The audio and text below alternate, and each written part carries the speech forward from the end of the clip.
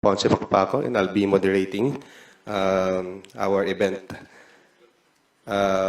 Today, we are blessed to have two prosecutors from the House, 11-man House Prosecution Panel, and a member also of Young Guns.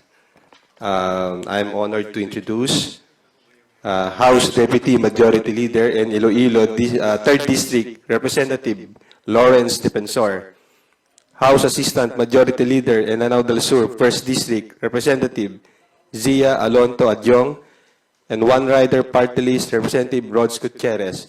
We hope after the press conference, some of your concerns and issues are answered, and they can provide clarity to the issues about the impeachment complaint. So before I call the first reporter who will ask the question, let us allow our honorable guest to give their short opening remarks. Sir Lawrence. Good morning, everyone. Magandang pagkakataon ito na maliwanagan ang ating mga kababayan tungkol sa impeachment complaint na ifinail. It was transmitted to the Senate yesterday, and I hope that this will be a good opportunity for evidence to be presented by both sides para matapos na po ang mga aligasyon at mabigyan ng liwanag ang sambayanan. Maraming salamat po. Kong Sia. Well, I'm also blessed to share this table with two of our prosecutors, Congressman Lawrence Defensor and Congressman Rods Gutierrez. Ako po'y nakikiisa sa aking mga kasama po dito sa House of Representatives na ito pong pagkakataon na ito, itong umagang ito, na maliwanag, tama nga yung sinabi po ni Congressman Noel Defensor, maliwanagan at mapag-usapan ay isang bagay na sa ngayon ay pinaka-importanteng issue na ng ating sa publiko at ating sambayanan. So I'm happy to be here with you to join these two prosecutors, and I am looking forward to answering all your questions later on. Marami pong salamat. Assalamualaikum warahmatullahi ta'ala wabarakatuh. Kong Rods. Magandang umaga po sa ating lahat. I understand this is a very momentous occasion for everyone, and there will be a lot of questions. It's understandable, and we'd like to take this opportunity to clarify any concerns that you may have. We understand as early as yesterday, with the news breaking out, there was a lot of disinformation, a lot of confusion, and we hope to clarify some of that. Although we'd like to limit, hopefully, to avoid speculation po, no? Mahirap na po yung mga haka-haka. So we'd like to stick to the facts, and we'll do our best po to answer your questions. Thank you for this opportunity po. Thank you, sirs. For today's first question, may call on Tina Panganiban Perez from GMA 7. Good morning po, sirs. Senate President Chis Escudero said that Congress has to be in session for the senator judges to take their oath. So ibig sabihin po, sa June pa po tayo mag-i-impeachment trial. Now my question is primarily for the prosecutors po. How will that affect your preparations? Will there still be strategizing during the break? Also, hindi ko naman po sinasabing matatalo kayo, but what if one of the 11 prosecutors could not make it to the 20th Congress? Baka umabot sa 20th Congress yung trial? Also, is that possible that the trial will continue into the 20th Congress? For sure, and definitely, our preparation will continue. We will continue to strategize how to approach the trial. Magkakaroon po tayo ng information campaign din para sa ating mga kababayan para maintindihan nila ang proseso ng impeachment, to simplify it so that every citizen can understand the process. Igihan po natin, no, na planuhin ang bawat article of impeachment na malatag ng simple, klaro para sa sambayanan at sa mga magiging husgado sa Senado, while the impeachment complaint has been transmitted to the Senate. And the Constitution provides that once it has been received by the Secretary General of the Senate, trial should proceed forthwith. We will respect the institution of the Senate, how they will interpret forthwith, no? Kung gaano kaaga nila aktuhan ito, we will respect that.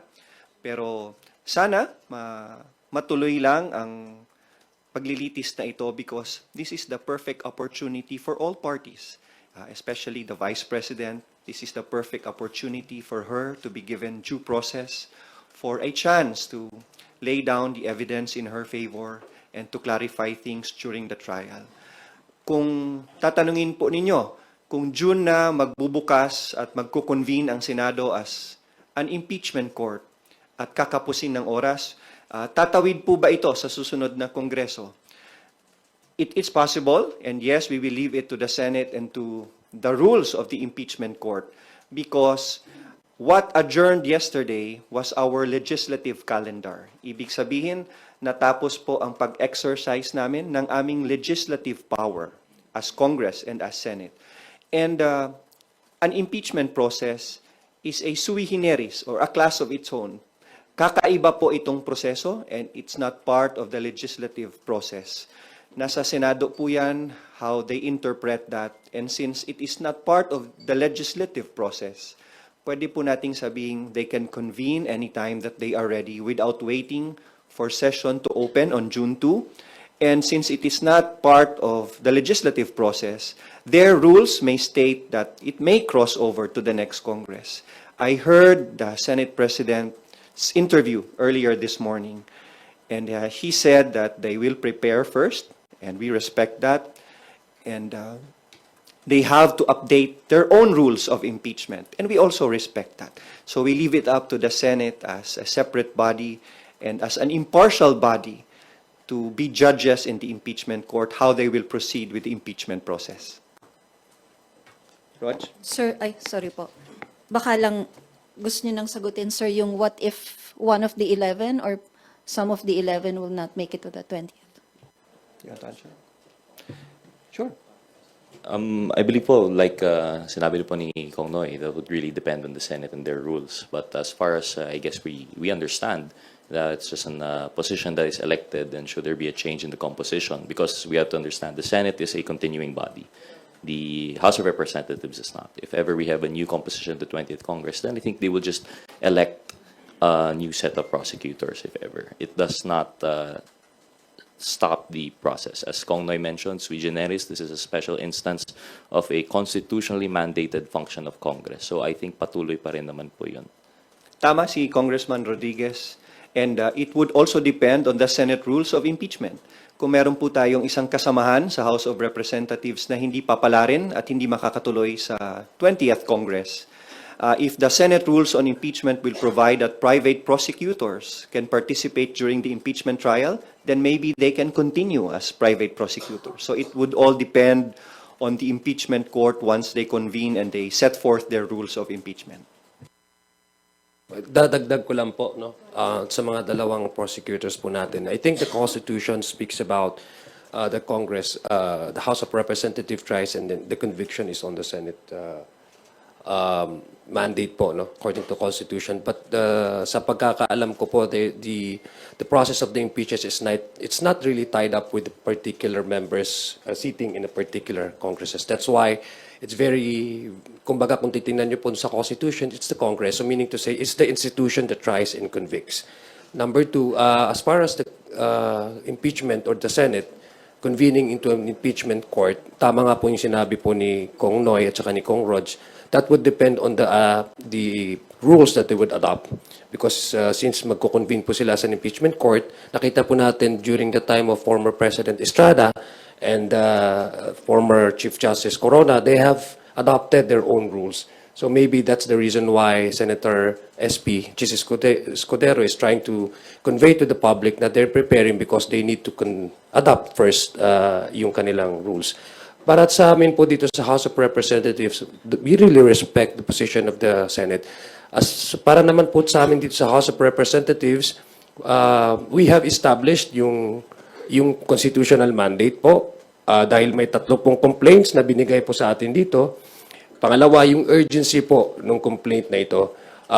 As long as we did our job and we have shown to the people that indeed the issue on impeachment complaints that were transmitted or that was endorsed to us, yung 3 complaint, were given primacy in credence and were given also their due value. So yun po yung ginawa natin dito. Pinakita lang po natin na when it comes to issue of impeachment, the dictate of the dictation of the Constitution is of top priority of the legislators here in the 19th Congress. In addition lang po, no, Ma'am Tina, in addition also to the answer of Kong Noy in relation to the preparations of the House, as we mentioned, the House will not shy away from its constitutional duty. Verily, we have already initiated the impeachment complaint as mandated by the Constitution. And in addition to that, we will not shy away from the preparations too. As we speak, the House leadership is already preparing the impeachment secretariat. So we will be prepared if ever the Senate does indeed interpret that they could proceed with trial as early as March. We will be ready. If they decide that it will continue after June 2, well, we'll be even more ready. So yun na po siguro. Sir, follow-up ko lang po yung impeachment secretariat. Who will compose that and what will their duties be? To answer that po, no, it's still not clear. Of course, it's been a while, but the impeachment secretariat will cater to all the needs that the House would have in relation to the sui generis proceedings. So I think it would be from the top down regarding logistics, regarding support. It should be separate from the legislative function of the House. So that's all that we could say po siguro at this moment. Thank you po, sirs. Thank you, Tina. Let us move on to the next question from Net25, Big Sumintak.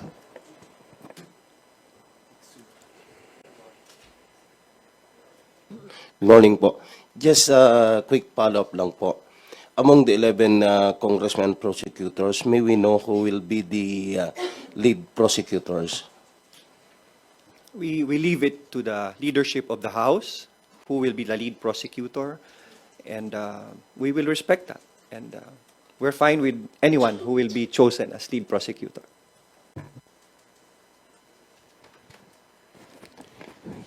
Thank you, Vic. Bibian Gulia from ABS-CBN. Good morning, Kongs. Tama po ba yung intindi ko sa mga answers ninyo kanina? Okay lang po sa inyo na June na mag-start after the elections yung trial. There's no call to hold the trial during the break? Since the Constitution provides that trial shall proceed forthwith, if we interpret forthwith, dapat po sana as soon as possible yon. But since the Senate is an independent body, and we respect their independence, being a bicameral legislature, we will leave that to the interpretation of the Senate. I will refuse to comment on how they should act because they will be judges in this impeachment trial. And we accord them with the utmost respect and that they should act with utmost impartiality without any influence from the prosecution or from the respondent or the defendant. So, sana po maagapan ang pagsimula kasi the sooner that the evidence can be laid down, the sooner that due process can be exercised, the sooner can the issues pending before us can be resolved. So, sige po, sana po maagahan dahil handa naman ang prosecution team. But, sir, so as you mentioned, it's written in the Constitution that trial should proceed forthwith. But can you point us to a specific rule lang po or part of the Constitution where it states that the Senate can hold the trial even when Congress is on break po? When you say forthwith, hindi nakasabi doon kung saan sa Constitution na pwede may break. Every year before session opens, every legislative Congress, kunyari 19th Congress, the Senate Secretariat and House Secretariat together with the duly elected Speaker, inuupuan muna nila yung legislative calendar for that year. While it's not clear whether we can proceed with the impeachment trial during the break, we said earlier that the impeachment trial is a sui generis, o kakaibang proseso po ito. It's a class of its own. And it is not bound by the legislative calendar. It's purely a political question on how Senate would proceed with it. So, yan po ang sagot dyan, no? Hindi po nakatali yan sa black and white. And we will see how the Senate would react on and act on the impeachment complaint. Sir, baka lang din po meron kayong comment dun sa sinabi ni SP Cheese na unfair na madaliin sila dahil 2 buwan daw po inupuan ng House ang impeachment complaints. Well, again, we respect the position of the Senate President. In fact, it has been explained naman po ni Congressman Noy that they have their own rules. We don't want to at least influence the impartiality ng mga senator judges. We will just wait for the Senate to convene as an impeachment court. Sa amin po, as long as we have already relayed and we have displayed the urgency and the priority that we have established that these impeachment complaints should be given primacy and should given priority, it's up to the court, no, the impeachment court, the Senate. When will they convene as a impeachment court? So yun lang po yung amin. There's no prescriptive time naman po, prescriptive time na sinabi po sa Constitution that once it is filed, once it is transmitted to the Senate is bound to, for example, a certain number of days to convene as an impeachment court. So it's up to how the Senate will define and will act on the wordings of the Constitution na sinasabi po shall act forthwith. As far as we are concerned, we take that as immediate and urgent. Okay. Sir, doon naman sa mga prosecutors, paano po yung hatian, division of labor doon sa 7 articles of impeachment? Sinong congressman ang mag-handle ng specific articles po? As of the moment po, wala pa pong assignments po of which prosecutor will be handling which articles. I think there's something to be discussed further down as we form the full impeachment secretariat po. Your reaction din, sir, na parang yung mga ibang mga kamag-anak ng ibang senador ay hindi po pumirma doon sa impeachment complaints. Parang doon sa mga kamag-anak, 3 lang po yung pumirma. But most of them hindi po pumirma doon sa complaints. May implications po ba ito on the... Well, how would you interpret that? I hope you'd understand we'd refuse to comment on that po. Especially given that these are our colleagues and we respect their opinion, every representative has the right to conduct themselves as they see fit for their constituents. But one thing's for sure po, the numbers are very clear. This is more than 1/3 required. There is a supermajority, so to speak. Yun na po yung impeachment complaint po natin. Just to add, legally, it will not affect the impeachment complaint. It will not affect the impeachment trial. And the cold neutrality of an impartial judge by the Senate and members of the Senate would be better preserved siguro kung may ganyan. I-add ko lang, it just goes to show na yung mga lumalabas po na mga fake news at mga rumors na merong sa apilitan, na merong nagkakaroon po ng pag-influensya sa ating mga miyembro, ito po yung nagpapatunay na ang bawat isa po sa amin ay nagdesisyon base ho doon sa kanilang pag-appreciate ng merits ng complaint na ito. Last na lang po. Your comment, sinabi raw po ni Duterte Youth Party List Chairman Ronald Cardema, alleges funds for later release were promised to the 215 lawmakers who signed the 4th impeachment complaint against Vice President Duterte. Again, kaya po ang committee, ang TRICOM ay nagko-conduct po ng investigation at inquiry in aid of legislation dahil po precisely because of these rumors and this chismis and this fake news na lumalabas po doon sa ating lipunan. Wala pong katotohanan sa mga sinasabi na ganyan. We would like to again to focus on the impeachment complaint. Ito po ay diversionary tactic na ginagawa po ng mga tao o grupo na ina-assail po nila yung integrity ng House, yung merits nung kaso o nung complaint na ipinasa po natin, tinransmit po natin sa Senate. Gusto ko lang pong ipaabot sa ating mga kababayan na we should be focused on the complaints, on the articles of impeachment. Wag tayo magpapadala at maniniwala sa mga diversionary tactics na ginagawa po ng ilang grupo po. Kaya nga po tayo inaagaran natin na magkaroon po ng batas para ma-regulate po natin at mabigyan sa solusyon itong mga fake news po na lumalabas, disinformation, malinformation, and misinformation po na lumalaganap sa ating lipunan. Isa na po itong mga balitang ganito. Thank you. Next question, Krisa Subing-Subing from Inquirer. Go ahead. Hi, sir. Slightly different question naman po. Can you give us an inside story po on how the votes were mustered yesterday? Kailan po nakuha ng mga mambabatas po yung or kailan kinonsolidate, kailan binuo yung fourth complaint, and paano po nag-gather ng support to endorse the complaint? Well, admittedly, this is a long time coming po, no? Each congressman, although there was no talk of impeachment, they've already formed their own opinions from the hearings of the Quadcom and the Good Government committees. And I guess this was, accumulated into the first three impeachment complaints po, no? But the first three did not gather consensus. It did not gather momentum needed.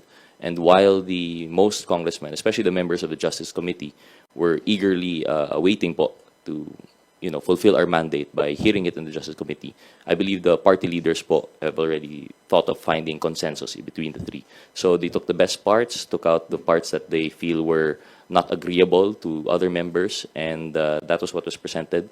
And finally, yesterday, it resulted in the impeachment po, the initiation of the complaint. There were party consultations, and considering that there were three previous impeachment complaints filed, nakabuo ng mas matatag at mas klarong impeachment complaint na nakakuha ng suporta at kumpiyansa ng mga congressmen. That is why with this fourth impeachment complaint, which is clearer, where the evidence is presented in a stronger manner, it gave confidence to more than 200 or 215 congressmen to act as complainants in this impeachment complaint. So unti-unti pong nabuo at getting the best of the three previous impeachment complaints, as earlier said by Kong Rog. Idagdag ko lang po, no? Simula po nung tumanggap po tayo ng mga complaints, 3 pong complaints ito, impeachment complaints, wala pong choice ang miyembro ng House of Representatives kundi bigyan po ng pansin itong complaints na ito, because it now borders our constitutional mandate. It's a question of whether we act based on our constitutional mandate na mabigyan pong pansin itong complaints na ito.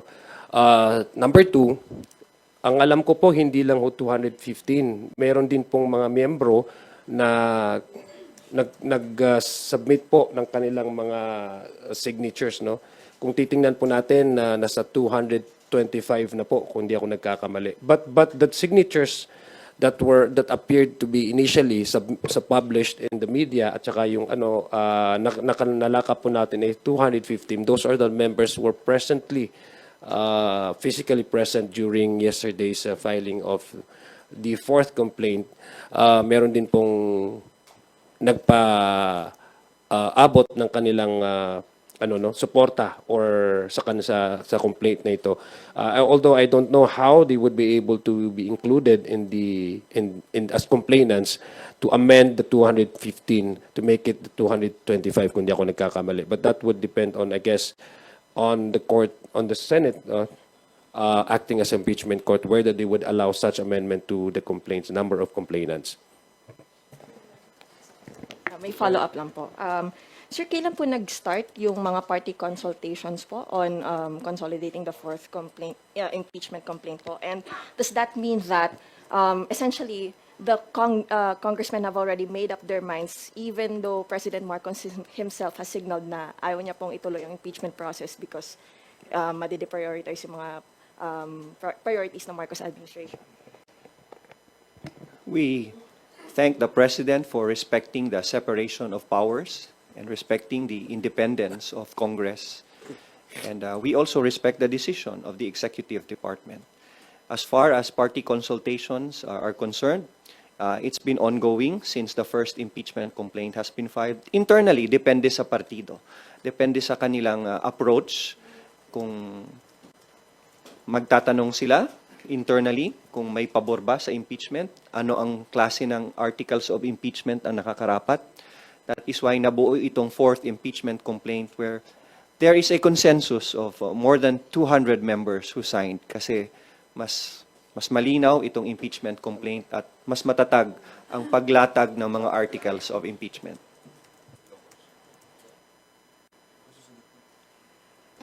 Thank you, Krisha. Next question from Billy Vegas of Abante Politico. Kung may mga kumakalat sa social media, may kapalit daw na ayuda yung pagpirma niya. Well, as you mentioned po earlier, no, that's why we had this press conference because we understand with the events of yesterday, a lot of misinformation and disinformation will be spreading around. Categorically, we're going to, I don't know, it actually dignifies this answer, but we're going to have to categorically deny such allegations in the same way deny yung allegations po from the chairman ba yun, ng may FLR. This was an independent action. We believe that's done faithfully and truthfully by each member, that they signified their intention and support of the impeachment complaint based on the merits of the case and nothing more. Yun lang po siguro. Just to add to that, no, ito po ay nagsimula na po ang smear campaign sa prosesong ito. Actually, ako personally, I actually expect that a lot of misinformation and fake news will be coming out, no, after the filing of the complaint, no. So ang gusto ko lang pong i-reiterate at panawagan sa ating mga kababayan, wag ho tayong madadala sa ganitong klaseng fake news. Kasi ito po ay paraan para ilihis kung ano po yung talagang merits nitong prosesong ito. Yung mga complaint po, meron pong betrayal of public trust, meron pong mismanagement and yung utilization ng pondo ng bayan, meron pong issue dito na whether as highest or second highest official of the land would be allowed to contract an assassin to kill a sitting president, the Speaker of the House, and the First Lady. Yun po yung mga nandu sa articles of impeachment. So gusto ko lang pong ipanawagan sa ating mga kababayan. Kung meron po tayong nababalitaan ganito, ito po ay mga diversionary tactics. Ililihis po nila yung attention natin doon po sa proseso and at the same time to smear, to degrade, and to put question in our mind na ito pong prosesong ito ay hindi tama. Yun po ang gusto nilang ma-achieve sa mga ganitong fake news at misinformation na lumalabas. Kung I understand kung babanatan kayo ng mga critics, kaya lang meron kasing post dito si Congressman Lordan Suwan. Ang sabi niya, to my supporters, I know you stand with me. Rest assured na ayuda is coming. Well, yes, kanina pong umaga nakausap po namin si Congressman Lordan Suwan. Unang-una po, dinideny po niya categorically na hindi po yan totoo. Isa po yan sa paraan na sinasabi ko nga, mga fake news. In fact, I would personally expect na meron pong lalabas din na mga balita tungkol sa akin. So ito po, sabi ko nga po, simula po nung nagkaroon tayo ng impeachment process, unti-unti pong lumalabas ito na pinipreempt nila po yung magiging resulta nito at dinilihis po nila yung atensyon ng ating taong bayan. I would personally say that Congressman Lordan Suwan is one of the most decent members of the House of Representatives. Hindi po niya ugali na kung basta-basta lang siya maglalabas ng ganong klaseng information na alam naman po niya na po pwedeng makasira sa kanya. Number 2, wala pong katotohanan yan, yung mga ganyang balita na meron pong ayuda na kapalit. Ito po ay isang constitutional obligation na binigay po sa amin ng Constitution. Hindi lang ho ito prerogative, hindi ho ito discretionary power. Ito po ay mandato at obligasyon ng bawat isang miyembro ng Kongresong ito para ipaabot sa Senado na kung meron mang hindi magandang gawain ng isang opisyalis specified under the Constitution, the President, the Vice President, Ombudsman, mga Justices of the Supreme Court, COMELEC, andun po, enumerated po yung mga official na to. Kung meron pong complaint galing sa ating taong bayan, remember, 3 complaint po ito, wala pong choice ang membro ng House of Representatives but to hear and make sure that these complaints will see the light of the day.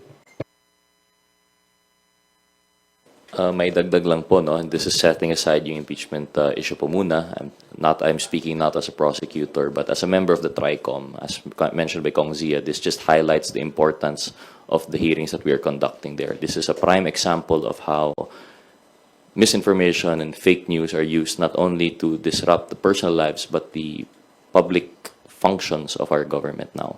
So I hope that yung sa ating mga kababayan, we continue to be vigilant and to really double-check and fact-check po all of these informations coming out. Kasi lumalabas po, fake statement, fake page. Yun lang naman po. Idadagdag ko lang po sa mga fake news peddlers, tatayuan po namin ang obligasyon namin at mandato po binigay sa amin ng Constitution, no matter what you do. Maybe this is a good time also to thank kaya magtulungan po tayo to maintain integrity in media, maintain integrity in journalism, because you will be our partners in transparency and in accountability.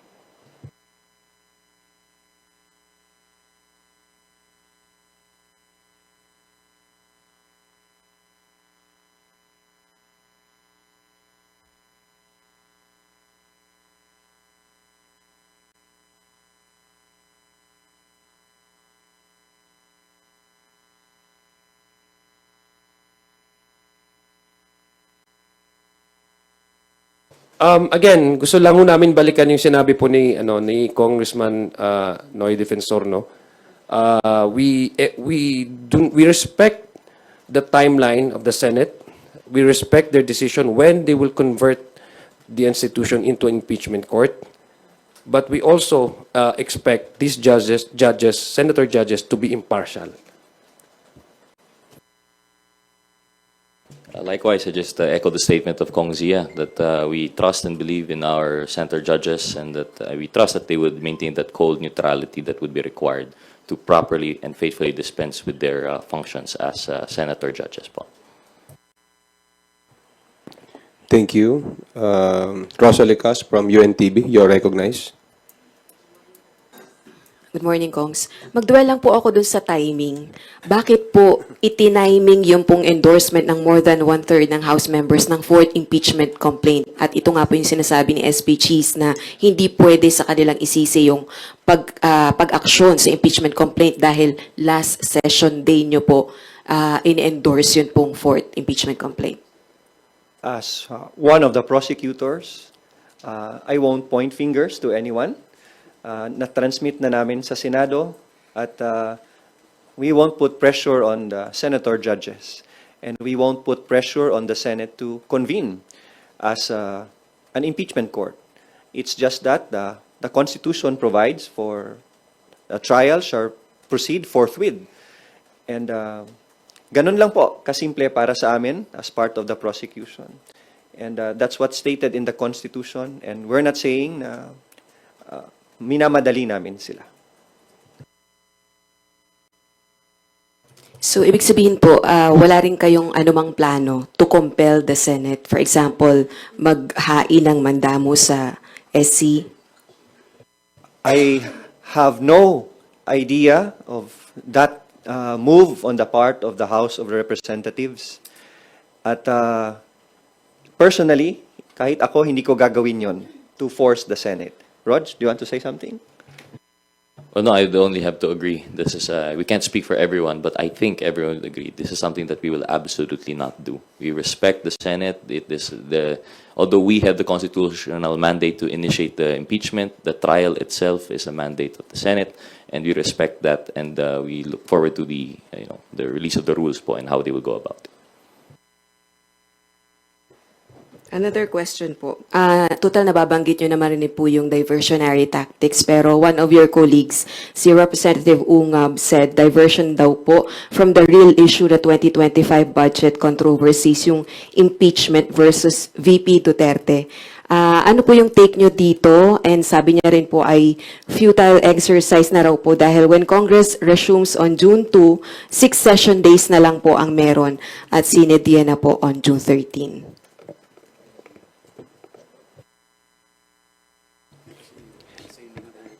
Congressman Sid Ungab is one of my most respected colleagues in 18th and 19th Congress.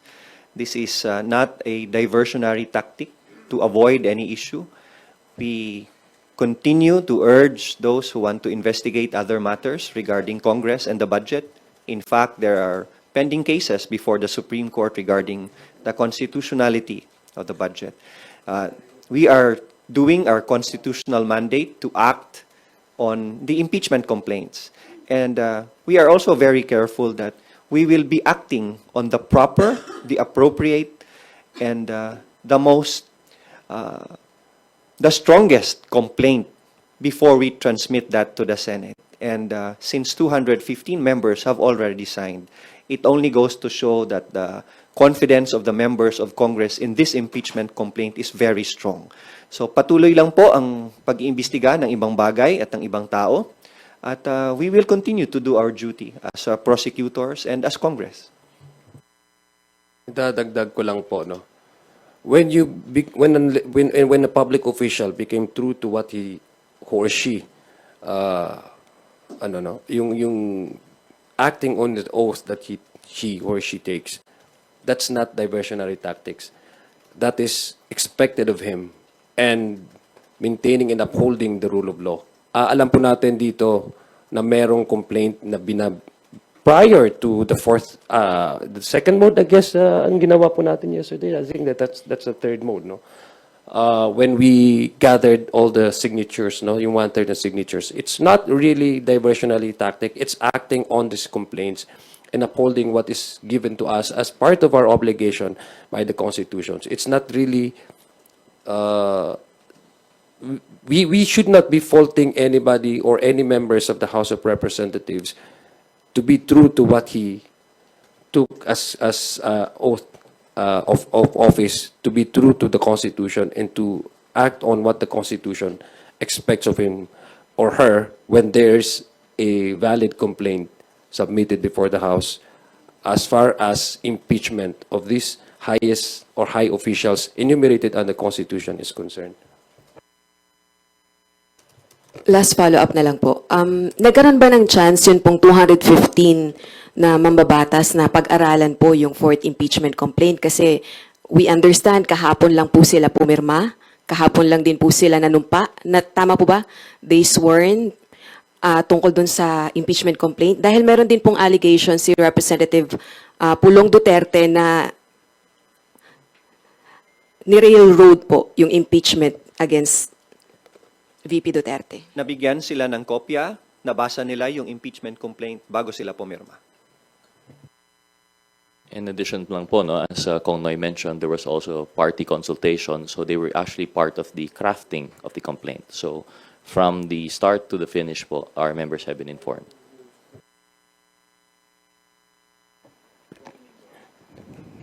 Gusto lang po natin emphasize, no, 215 members of the House are the complainants. So wala pong, ito pong proseso na ito ay nandyan po sa ating saligang batas. Hindi po railroading. That's just what is one of the ways on how to forward the impeachment to the Senate. No, wala pong railroading. It's laid down in the House in the Constitution that once you secured a 1/3 of complainants from the membership of the House of Representatives, then it goes directly to the plenary. Thank you. We will take a question now from Marian Enriquez of TV5. Good morning po. Follow-up lang po ko dun sa questions nila Ate Rose and Ate Vivian regarding nga po sa statement ni Senate President Jesus Cordero na yun nga, medyo unfair daw na 2 buwan po nating inupuan dito sa Kamara. Ito po nga mga impeachment complaints. So I just wonder po, what really happened doon sa 2 buwan po ng, since December may party consultations, I understand, and hindi nyo naman po minamadali no, kung kailan po sila magko-convene, and understandably, June pa, kasi may session. Pero wala po ba kayong regrets na tutuluyan din naman po palang impeach si VP Sara, pinaabot niyo po sa last session? Were there any regrets?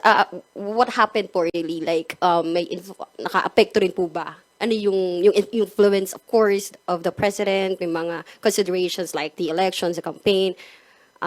Baka pwede po kayo mag-share ng sentiment niyo. No regrets because we filed the best impeachment complaint there is. And we leave it to the Senate for them to study it, for them to prepare their rules, update their rules of procedure for the impeachment trial, and we leave it to each and every senator to study the impeachment complaint and the articles of impeachment. Kaya po sinasabi namin na kahit tumagal sa amin, ay nabigyan naman ng panahon ng mga partido na magkonsulta at magsuri, and we will give that same opportunity to the senator judges once they convene as the impeachment court. It's just that it's the Constitution, not Congress, who says that trial shall proceed forthwith. That is why when the Senate President said that we will study the complaint, we will update our rules, and we will prepare, we will respect that. I agree po with Kong Noy, and in addition po, no, I just think the personal opinion po, I can't speak for everyone, but I think that the Congress is just trying to stick to its duty, constitutional mandate, in that it is the initiation of the complaint is lodged with Congress. We want to come up with the best complaint possible. The timing, I guess, would be not irrelevant po, no? It would be coincidence. It's not deliberate. So we've just taken the most time that we can. It is really a process of consensus building and coming up with the best complaint possible. So any insinuations of deliberate timing, I think, would just be a coincidence po. Sa akin lang, I'm not part of the prosecution, pero no regrets. We're simply ready.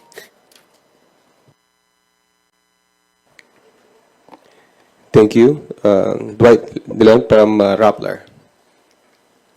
Hello po, good morning po. Just more on the inside story of what happened.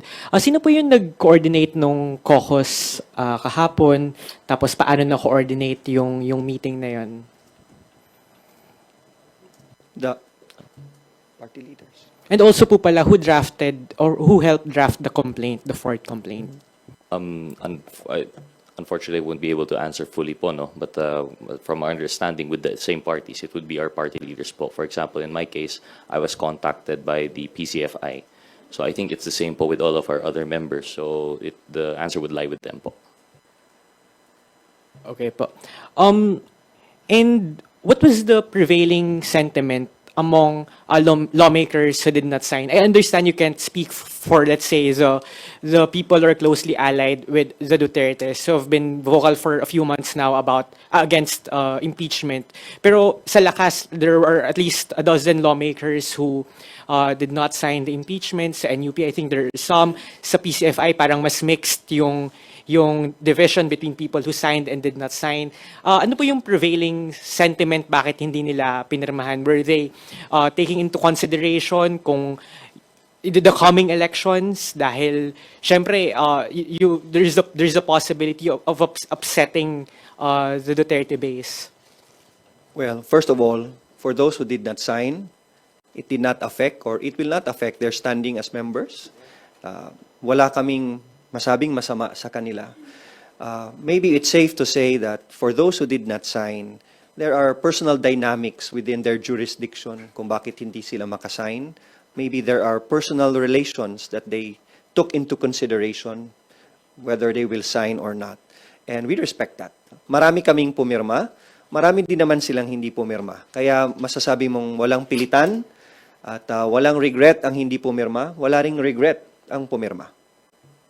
Naging factor po ba yung INC block vote kasi last month po they held a rally opposing the impeachment of the vice president? In all our districts, especially sa party list kasi national ang kanilang coverage, we will continue to serve as members of the House. We will continue to provide service and assistance as government officials to every Filipino, whether they are Catholic, they are INC, whether they are from Mindanao, Visayas, or Luzon. Personally, it did not affect para sa amin. This is a judgment call as part of the House of Representatives, as lawyers, that there are serious and grave grounds to consider an impeachment trial. Kaya po pumirma ako. It's part of my duty to participate in an impeachment trial where there is a clear violation of the provisions of the Constitution, especially if there is betrayal of public trust and high crimes. Kaya yun lang po ang naging konsiderasyon and nothing else. And last na lang po from my end, why risk the possibility of being challenged at the Supreme Court? Especially since, while you have this view that the House can, the Senate can conduct a trial on break. It's not like a universal view. Of course, that will be, the Duterte camp might exhaust all possible avenues to delay the trial, kakatok sila sa Supreme Court. Why did you not siguro wait until next Congress na lang bago i-initiate yung impeachment complaint? Why is this so urgent? I have been part of the Committee on Constitutional Amendments since my very first day in Congress.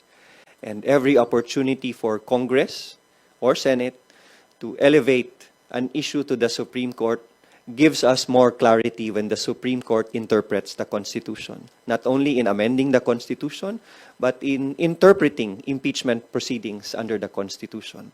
If this move by the House of Representatives to file the impeachment complaint and transmit it to the Senate and see if it can pursue an impeachment trial even during the break, if this will be challenged before the Supreme Court, we welcome it, so we will settle this issue once and for all. From my end, no, this legal recourse available to the other parties should not be a deterrent for the House to act on its constitutional mandate. So, yun po yung aking palagay na hindi po, sabi nga po ni Congressman Noy Defensor, na if there are high crimes, violations, especially kung yung first three articles, culpable betrayal of public trust, culpable violations of the violation of the Constitution, these are high crimes. I think, tapos couple that with an actual complaint submitted and endorsed by members of this House, I think the House should not be tied up with how the other parties would, as a matter of legal recourse available to them, na tied up kami doon sa magiging response ng other parties. So, focus lang po ang House of Representatives doon sa pagbibigay liwanag at pagbibigay diin at pagbibigay primacy consideration doon po sa mga final na mga impeachment complaint dito po sa House of Representatives. Just to add lang po, no, and I agree with si Kong Noy, just to reiterate, the timing is a consequence of consensus building and building a proper case that most congressmen would see fit to be filed as a basis of the impeachment complaint. That the timing now would lend itself vulnerable to any challenge. I agree 100% fully with Kong Noy. We have to pursue our constitutional mandate to file this complaint, and we eagerly anticipate any clarification that the Supreme Court may provide on this matter. Thank you po. Thank you. Yanes Kapanti from GMA Online. You have the floor for your question. Hello, sir. Good morning po. You mentioned po kanina this impeachment complaint is a long time coming. So, would you say that this impeachment of the Vice President is a logical conclusion given what you've discovered during the House inquiry? Personally po, no, I can't speak for everyone else, but I believe I mentioned that it's a long time coming. We all had our own personal opinions that came out of, for example, yung Quad Committee and the Good Governance committees. But personally, as an active member of those committees, I feel that this is culmination and vindication of the findings that we have had there. I guess this is a logical conclusion of what we have been discussed during those previous committee hearings, that the end result would be the actual filing of the impeachment complaint. This is also a logical conclusion of the actuations of the Vice President herself. Nobody told her to go live on video and say that she has contracted somebody to kill the President, the wife of the President, and the Speaker of the House of Representatives. That is a direct threat to the life of the Chief Executive, the Commander-in-Chief of the Armed Forces, as well as the House of Representatives, the Speaker of the House of Representatives. So clearly, as a Vice President, you do not do that to the President if you are to succeed, if that happens. This is clearly a betrayal of public trust and a high crime as considered by the framers of the Constitution. Mabigat po ito. This is a grave and serious offense to the Constitution. Follow-up, sir. Balikan ko lang yung sa sinabi ni Senate President Escudero. Kasi pinoint out niya na you took time in deciding on the impeachment. As far as you're concerned, kailangan bang kumilos ng Senado at the same pace of the House of Representatives when you have different functions? I mean, the House clearly is for the prosecution and the Senate is for trial, and then he compares it with you. I mean, yun ang kanyang indication na why would they move why would they move quickly when you took time, when you have do you think it's a logical comparison given you have different mandates in this case? Yeah, you're right. It's not comparable. As a lawyer, we always follow the court, we always follow the judge. If the judge will reset your case next week or next month for hearing, you follow that. Diba? And we will do that with the Senate. If the Senate says that we will convene at this hour, at this day, as lawyers for the prosecution, we will follow that. And we will respect that.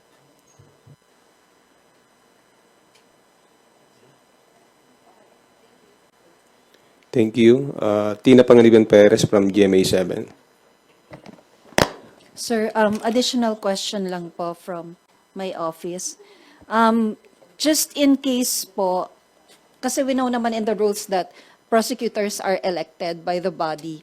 So, ano po yung criteria na ginamit po ninyo, and will those same criteria be adopted in the 20th Congress? Well, we can't really speak for the criteria. It's in general. I think it's not an exact criteria po, no? Kasi wala naman po sa rules, wala sa Constitution.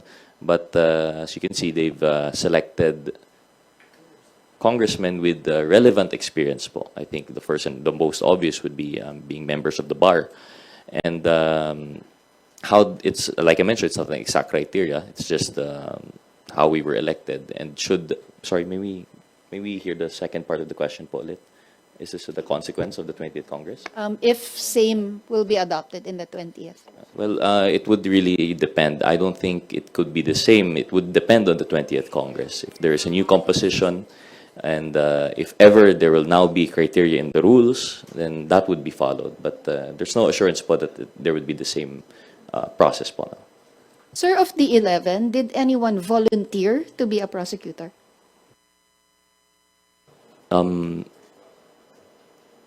To volunteer, none that I know of, none that stepped forward. We were elected by our peers, and we accepted it as our constitutional duty. But again, I cannot speak for the other prosecutors. I'm only assuming that the experience would be the same as mine. Idadagdag ko lang po, no, kasi siyempre, alam ko po itong dalawang kasama ko dito, isa sila sa mga humble na mga members po ng House. Ang nabuo po na prosecutor, lahat po magagaling, ang mga abogado na mga miyembro ng House. Ito po sa mga prosecution team, ang gagaling po nila ng mga litigator. Yun lang po. Kasi alam ko hindi nila sasabihin yun. Thank you. Let's call on Red Mendoza from Manila Times. Hi po. I know na medyo mabibigat yung mga tanong ko. First off, kasi I know that the Dutertes are very, very much popular, and they still are very much popular. So, of course, it's election time, 2025, especially malapit na yung campaign season. And I'm seeing posts on social media na yung ilang mga pumirma ng impeachment complaint, tinatanggalan na yung mga mukha nila sa mga posters nila dahil sa galit nila sa impeachment. There is a considerable blowback against doon sa mga pumirma, doon sa mga prosecutors and all.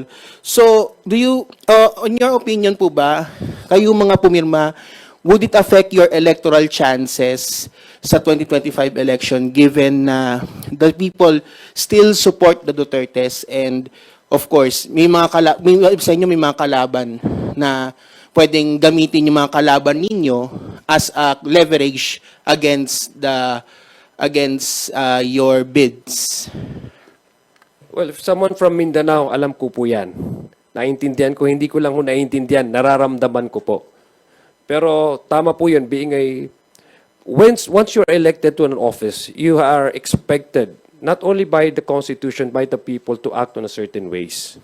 No? Kailangan you have to maintain and uphold the integrity of your office. And similarly, we expect our fellow public servants to do the same. Ito pong sa impeachment case na ito, nasabi po kanina ni Boss Noy, that there are serious offenses, high crimes committed by a certain, by the Vice President. So we cannot turn blind eye and be more concerned about the possible backlash that it may cost us politically. Of course, that's a consideration. Sino ba naman po ang hindi nag-iisip ng ganun? But this is already an issue of being a public servant. Secondary line yung pagiging politician. It's a value judgment call, sabi nga ni na paano mo ihaharap ang sarili mo sa mga tao na sasabihin mong bawal ang mag-threat sa kapwa-tao. Much more kung isang sitting presidente. Paano mo ihaharap ang sarili mo at sabihin mo na dapat walang korupsyon sa bansa? Paano mo ihaharap ang sarili mo na bawal mag-bribe sa tulad nating kawani ng gobyerno kasi gusto lang natin makuha kung ano ang ninanais nating resulta? Paano natin ihaharap ang sarili natin sa ating taong bayan na sasabihin mong kung ang mandated na isang ahensya ang magbigay at mag-audit tapos binigyan ng mandato ng isang konstitusyon ang isang ahensya para kunin ito at suriin kung paano ginasta ang taong bayan, sabihin mong sabihin mong dapat i-uphold yun, paano namin iharap? Ako lang, I'm not speaking for the entire membership of the House. Paano ko iharap ang sarili ko sa aking mga botante? If I turn a blind eye and just simply concern myself with the possible popularity that I may get once if I associate myself with who is popular and who has the tendency or the capacity to give me votes in the election. Hindi naman maganda sa isang serbisyo publiko na for the 3 years being a congressman na elekta sa opisina na yun, na nagsumpa ka sa saligang batas, harap ng tao at harap ng Diyos, na itong mga ethics na dapat sundin ng isang serbisyo publiko ay babaliwalain mo lang just because you are more concerned of the popularity that you may get or the votes that you may get. Paano namin para sa akin, paano ko po iharap ang sarili ko sa aking mga botante if I turn blind eye on these high crimes that were committed blatantly under the sun, no? Kumbaga parang so much blatantly that we cannot even ignore to a point that I can no longer turn a blind eye on these allegations and just simply brush it off simply because I am from Mindanao. I think it's time for us to be more circumspect in really trying to approach the issue when it comes to a certain area na sasabihin natin na hindi to pwedeng gawin ng isang publiko na ang dapat ang magiging basis natin yung pagiging Pilipino natin rather than yung pagiging regionalistic po natin. I think it's high time that we should approach the issue based on our being patriotic as not just as a public servant but as a Filipino because we are all of us are expected to uphold the Constitution and it's our civic duty to promote yung decency in public office. Kong Lawrence.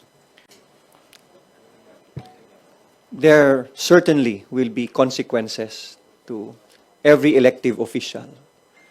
But if I did not sign this impeachment complaint, and if I did not accept the election as prosecutor, coming from Iloilo, there will be far bigger and worse consequences if I turn my back on violations of the Constitution and I will not do my constitutional duty to prosecute it.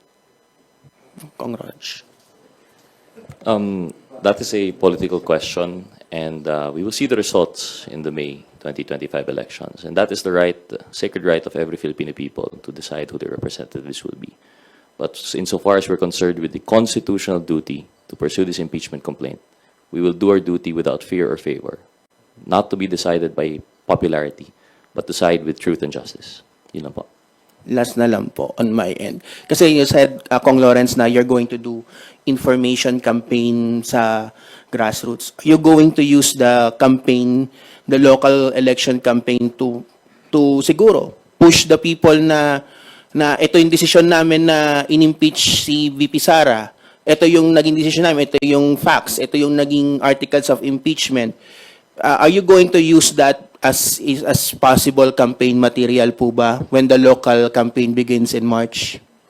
Not necessarily campaign material, but I have a platform since it's election, and it's my duty to educate my voters, my citizens in my district, to understand what the impeachment is about and what are the allegations all about. It's their duty to understand that there is a constitution and there are limits to what elective officials can do and not do under the Constitution. So, isasama ko po yan. Bakit nangyayari ito? Ano ang dapat nating gawin? At intindihin nyo kasi tuwing bumoboto kayo, kada eleksyon, yung mga opisyal na nakaupo, dapat magsilbi yan sang-ayon sa ating konstitusyon. Dapat alalahanin nila na ang pwesto nila sa gobyerno ay utang na loob nila sa tao. And it's not a cause for them to abuse their power when they're in government. Okay na po. Ano lang po, kasi of course, are you going to use the local campaign to, kasi nga sabi ni Kong Lawrence, you're going to do an information campaign. So, are you going to inform the public regarding the articles of impeachment, siguro as part na rin ng kampanya? Well, I think they deserve also. It's not a matter of us educating them. They deserve to know. In addition to that lang po, I don't think it would be using the campaign. I think our constituents themselves will be asking us. Sila na magvo-volunteer ng question. There is a lot of confusion and they would like to understand the reasoning for our actions here in Congress. And we will deliver. We will answer those questions and hopefully it will enlighten po our constituents. Thank you for this press conference because this is part of the information dissemination to the public and to all Filipinos na maintindihan nila ang proseso ng impeachment at bakit nangyayari ito. Okay, thank you. Thank you, Red. The next question will come from Gab Lalu of Inquirer Online. Sir, short lang. Kapag pinayagan kayo ng Senate na kumuha ng private prosecutor, kukuha po ba kayo? And meron na bang options or premature pa? Yeah, we will sit down first internally, and if the rules provide, then we'll let the leadership or the lead prosecutor decide on that. Rog, tama? I agree fully. As we mentioned, we don't have any formal structure yet, but everything, as soon as we have information, we'll be sure to let you know.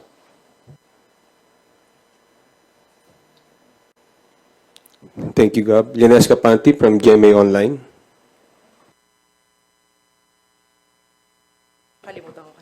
Sir, may appeal lang from the Makabayan block, and yan, they are one of the complainants. Magko-consider ba kayo hiring private prosecutor from the ranks of the complainants? Not necessarily yung Makabayan lang, pati basta yung tatlong grupo na yun. There are lawyers in their ranks.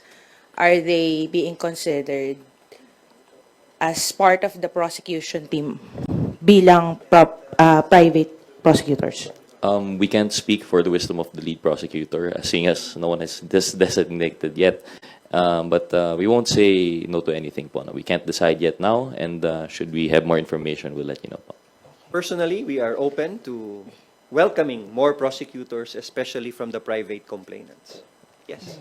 Just to add to that, no, of course, the prosecution team wants to see, wants to see, kasi kaya nga may impeachment tayo because that's actually what the prosecution wants to see, di ba? A conviction. So, if it will reinforces, no, yung strength ng prosecution, then I don't see any reason why there shouldn't be any other additional, no, private lawyers. But again, that would be discussed and that would be decided by the prosecution team internally. And with the leadership, of course. Sir, ano lang pahabol, may humabol pa ba sa 215? As mentioned by Congressman Zia, I believe that some congressmen have signified their intent to add themselves as complainants. I forgot the number, but I think it was 2025 na po. 24. So 239 as of now in counting. But as Kong Noy mentioned, the decision of whether or not they would be allowed to be, amended into the complaint as additional complainants would depend on the rules of the Senate when they release the rules for impeachment. So it would depend there. But as it stands, with 215 complainants, which is more than 1/3 required, the impeachment is sufficient naman po in form and substance, we believe. Dadagdag ko lang yung 1/3 na vote based on the actual membership. Na 306 ata yung members, no? So that's 102. So it's more than the required number of signatures for the plenary to act on the impeachment complaint directly to the plenary. Sirs, meron lang dalawang phone-in questions from Earl Tobias of IBC News. One of the grounds for impeachment, Article 5, says the respondent committed high crimes, including the high crime or murder. Paano po nagsimulang mabuo ito at paano ang magiging paglalatag ng ebidensya? I hope you understand that we wouldn't be ready to talk about this in detail, given that this would be an active case and we would be preparing for it. But in general, po, Article 5 in relation to respondent committed other crimes, including the high crimes of murder and conspiracy to commit murder, is in relation to extrajudicial killings, po. Thank you. Another phone-in question from Kenneth Basilio of Business World. Would President Marcos be calling for a special session to allow the Senate to start BP Duterte's impeachment? We cannot speak for the President. We cannot speak for the Executive Department. And we respect the separation of powers. We even respect our separation with the Senate as the prosecution and as senator judges. So we won't speak on that. Oh, okay. Sandro Ochoa from Billionaire TV. Okay. Hindi, ito nga. Follow up na lang. Hindi, before you pala, sorry. Chris Subing from Inquirer. Nawala eh. Sir, sorry. How confident po ba yung prosecution team na you'll get a conviction po? We're very confident. In fact, 215 already signed. So it means that the impeachment complaint is very strong, and the arguments for the articles of impeachment is based and grounded on solid evidence that would secure a conviction. Krisha? Members po ng prosecution panel po, I noticed are neophyte lawmakers po. And in contrast, yung mga posibleng maging senator judges, for example, Lauren Legarda, she has seen 2 previous impeachments. So, can you talk about strategy on facing the future senator judges po? We won't tell you our strategy, that's for sure. But during the course of our preparation, we will update you. But certainly, there will be strategizing, but I won't tell you about it. Thank you, Krisha. Janelle Subing from Inquirer. Okay, guys, for today's last question, we call on Mela Lismoras from PTV4. Hi, good morning, Kongs. Isa lang naman po itanong ko. Kahapon kasi sa plenary session, sinabi nga ni Speaker Romualdez, as the 19th Congress nears its conclusion, let it be clear our commitment does not wane with time. It strengthens, it sharpens. Marami na tayong nagawa, pero hindi pa tapos yung ating mission. Just lalo na yung mga kababayan natin nakaabang yung sa mga hearings, sa mga bills dito sa House. Ano po yung mga ine-expect pa ng ano pa yung mga pwedeng expect ng ating mga kababayan bago matapos yung 19th Congress? Kasi we understand meron pa tayong fake news hearing, meron pang murang pagkain super committee, yung wage hike bill nasa second reading pa lang. Ano po yung mga pwedeng asahan ng ating mga kababayan, yung commitment pa ng Kamara hanggang bago nga po magtapos yung 19th Congress? Yes. Patuloy-tuloy pa rin po yung ating mga committee hearings. No? Alam ko on recess tayo, pero may mga pending legislation po pa po na considered to be priority ng ating leadership. So tuloy-tuloy na po yan. Tama po yung sinabi mo. Andyan din po yung TRICOM. I think, hindi ako nagkakamali, magkakaroon din po ng follow-up hearings ang TRICOM. Maybe ang Quad, magkakaroon din po ng succeeding hearings while on break.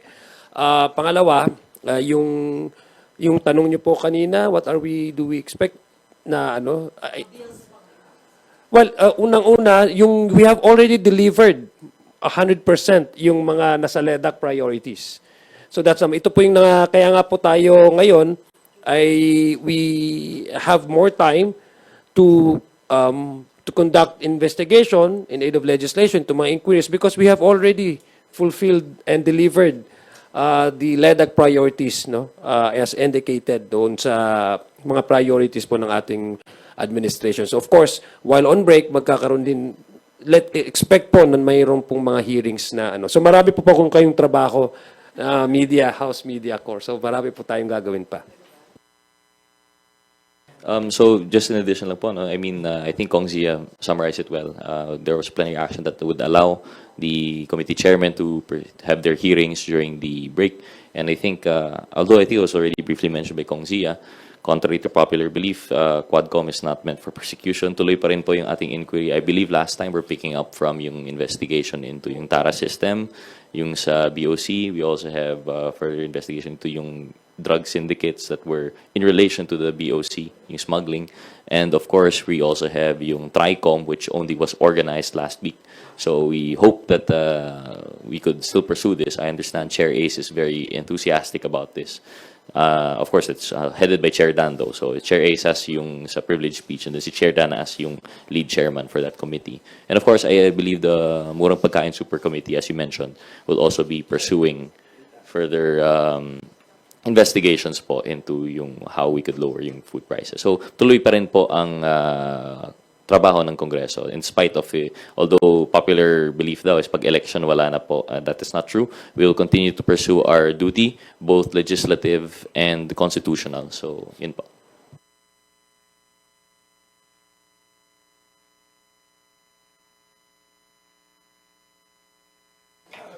Thank you. Before we conclude our press conference, we invite our honorable House leaders to give their short closing remarks. Maraming salamat po sa pagkakataong binigay niyo sa amin, magbigay ng liwanag tungkol sa impeachment complaint na nakatransmit ngayon sa Senado. At makakaasa po kayo that we will be models of statesmanship in the conduct of this impeachment trial, and we will be as transparent as possible, and we will accord due process to all parties so that they will be given a fair trial so that justice can be served for the Filipino people. Maraming salamat po. Likewise, thank you po sa inyo, our friends in the media. I understand there were a lot of questions, and I'm sure there are more questions. Hindi pa namin masagot lahat. We will try to fulfill our duties and mandate faithfully, and once we have more information that we could share, we will be more than willing po to let you know. So we'll keep you updated, and we hope to have more of this. Thank you very much po. Para po sa akin, maraming salamat po sa ating mga media friends sa pagkakataon ito. Naliwanagan po yung mga gusto nyong maliwanagan. Sana po ay nakapagbigay kami ng mga information at mga update po sa inyo para po mas mapaganda at mas maliwanag itong usapin na ito ng impeachment po. So ako po ay masaya dahil kasama ko po itong dalawang prosecutors na ito, mga magigiting, mga gandang lalaki, mga galing na mga miyembro po ng House. Again, we thank you, House, our media friends, our media partners. We thank you for your time, and we hope that we can engage with you more as we go along with this impeachment process. Marami pong salamat. Magandang hapon po sa ating lahat. Assalamualaikum warahmatullahi ta'ala wabarakatuh. Thank you, Deputy Majority Leader Lawrence Defensor, and One Rider Party List Representative Rolls Gutierrez, who are both members of the 11-man House Prosecution Panel, and House Assistant Majority Leader Zia Alonto Adjong for joining us today. To everyone, magandang tanghali, maraming salamat po. At sa mga ko-cover ng national campaign, ingat po tayong lahat.